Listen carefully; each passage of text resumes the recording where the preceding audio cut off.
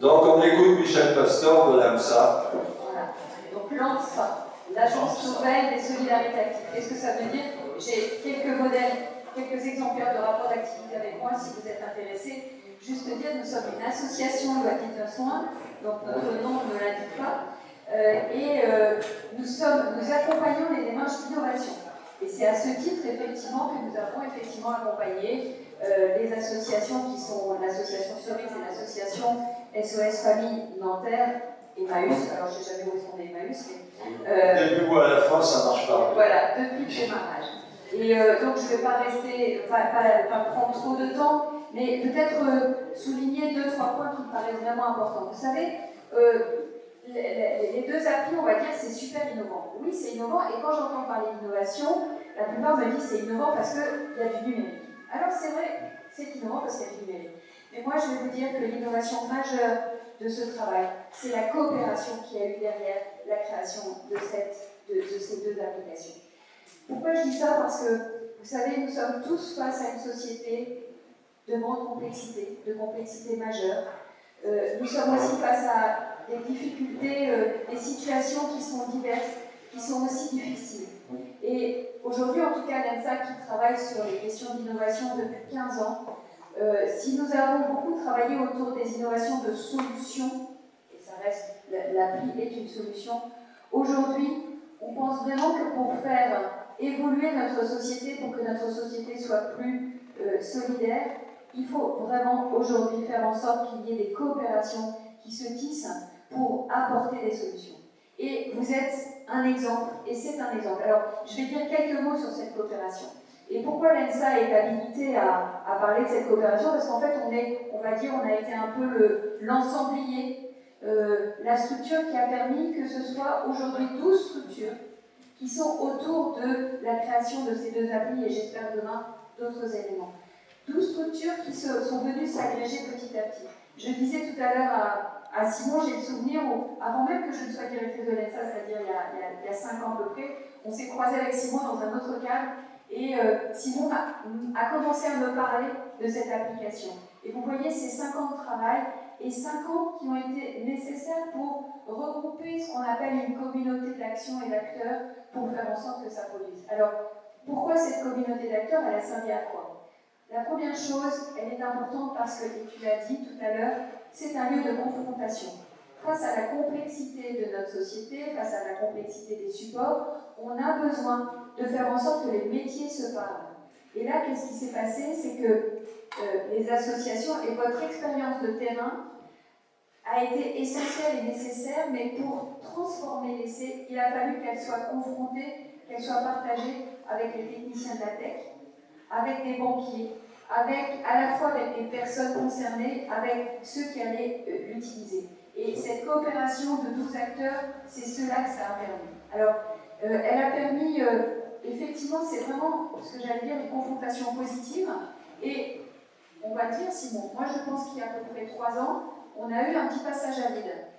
À un moment, on s'est dit, on ne va jamais y arriver. C'est vrai que ça a été difficile. Ça n'a pas été évident. D'abord, ça coûte un peu d'argent. Alors, la première chose, c'est pas la première chose, mais un des éléments importants. Une fois qu'on s'est mis d'accord, une fois qu'on s'est dit, on est tous embarqués dans le même bateau pour aller vers un objet commun, qui était cette application. Il a fallu trouver les moyens. Et la coopération a permis aussi qu'on a pu répartir les charges. Et on a pu trouver les moyens de faire une appli de qualité. Et vous avez là, devant vous, un outil extrêmement professionnel.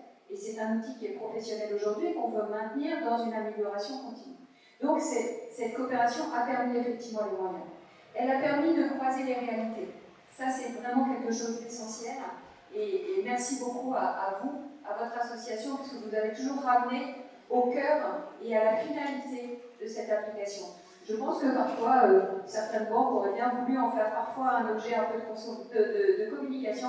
On est toujours resté sur le fond et ce qu'on avait prévu. Ça a permis effectivement de croiser les connaissances, et de croiser les connaissances par rapport aux réalités de terrain et par rapport à la tech. Et ça, c'est quelque chose d'important. Autre élément de cette coopération aujourd'hui, c'est qu'elle a permis la diffusion. Je ne sais pas, moi tout à l'heure je vous ai dit à peu près 100 000 téléchargements je crois que c'est un chiffre extrêmement honorable. Et effectivement, ce nombre-là est lié aussi à la Banque de France, au fait que les 12 acteurs autour de la table se sont tous engagés à faire de la diffusion dans leur propre cercle. Donc c'est un effet multiplicateur qui est extrêmement important, et je crois que personne individuellement n'aurait été capable de faire ça.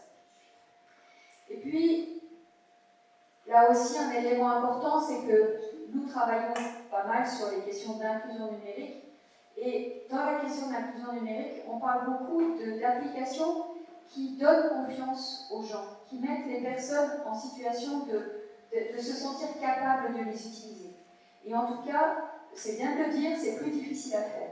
Et c'est vrai que tout le temps de dialogue que nous avons eu, les allers-retours, d'abord avec un premier développeur, puis un deuxième, etc., c'est un travail de fond, et là on peut prouver et on peut démontrer qu'il est possible de faire des applications possibles quand on est dans ce dialogue et dans ces allers-retours entre on pense quelque chose, on le teste sur le terrain, puis ça revient. Et un grand merci à l'association Cerise qui a fait vraiment ce travail avec les personnes concernées, de le tester et de pouvoir remonter régulièrement les réalités pour que les développeurs prennent compte et puissent traduire ces éléments. Alors, je crois qu'aujourd'hui on peut vraiment être fiers. Et nous sommes tous collectivement fiers, parce que, comme je dis, à des moments, on s'est dit on ne va jamais y arriver. Mais on n'est pas au bout du chemin. Alors, 2-3 pistes, pas pistes, mais 2-3 chemins qu'il faut continuer à prendre pour faire en sorte que ce travail-là puisse donner tout son potentiel. Le premier, et François Soulage est là, et c'est important, vraiment faire en sorte que cet outil devienne un outil de référence pour les PCB, devienne un outil de référence pour les UNAF, pour les UDAF. Je pense que d'autres sont en train de penser à un même outil. Alors vous savez bien qu'on est très fort pour multiplier les productions. Faisons en sorte plutôt de continuer la coopération et de faire en sorte que nous puissions faire en sorte que cet outil soit fructifié. Et je crois ne pas me tromper en disant que notre cercle de 12 acteurs, il est ouvert. Il peut s'élargir et on est prêt à accueillir une personne. Oui, ouais. Mais c'est vrai que c'est pas la peine de réinventer ce qui existe déjà. Ça peut par contre tout à fait s'améliorer. Et on n'a pas la science infuse. Hein. Mais c'est vrai que c'est quand même extraordinaire d'avoir pu. J'ai toujours été épaté par ça, c'est ce que disait Michel tout à l'heure. Quand on a réussi à intéresser les banquiers en leur disant mais vous savez, vous ne récupérerez pas les données, vous n'aurez pas la récupération de ce que les gens mettront dedans, vous ne mettrez pas de publicité, vous ne facturerez rien tous les mois pour pouvoir accéder à cette application, et vous allez nous payer. J'ai été étonné qu'ils nous disent oui. Et des détails en disant on mettra les logos de tout le monde au même niveau, voilà. à la même grosseur, non, c'est vraiment extraordinaire. L'un a mis 50 000 et l'autre 5 000, oui, chacun a fait la même chose. Donc voilà, élargir ce cercle de coopération, parce qu'il y a bien encore des défis qui sont devant nous. Il y a un point qui nous importe, parce que donc l'ENSA, je vous ai dit, nous accompagnons l'innovation, particulièrement dans le domaine de la lutte contre la pauvreté pour l'inclusion. L'application fait déjà des liens vis-à-vis des sites, donc mes questions d'argent, vers la CAF, etc. Il y a quand même effectivement aussi un vrai travail, et je crois que ça, je serais intéressée, la personne qui va me succéder est en service social, comment véritablement cet outil est aussi connu par les travailleurs sociaux, les intervenants sociaux, assez largement, pour que ça soit une aide aussi au dialogue et quelque chose dans un outil qui est quand même que l'on veut simple, etc. Donc ça c'est vraiment encore devant nous. Et faire en sorte qu'il y ait une vraie diffusion, que ça soit un vrai outil dans le kit d'outillage des travailleurs sociaux. Donc c'est vraiment important, et je m'en arrêterai là, continuons, et je crois que nous y travaillons. Alors aujourd'hui, il s'avère que l'ANSA est propriétaire de ces deux applis. Parce qu'à un moment, il fallait bien qu'il y ait un propriétaire. Mais ce n'est pas du tout la vocation d'ENSA.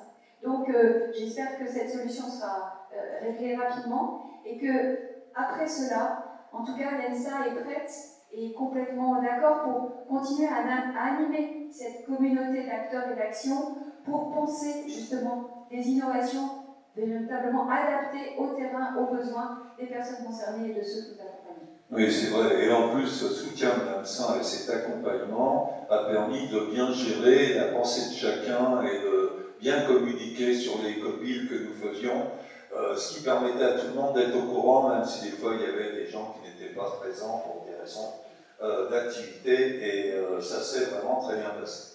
Voilà, donc merci Michel, et bravo à l'AMSA.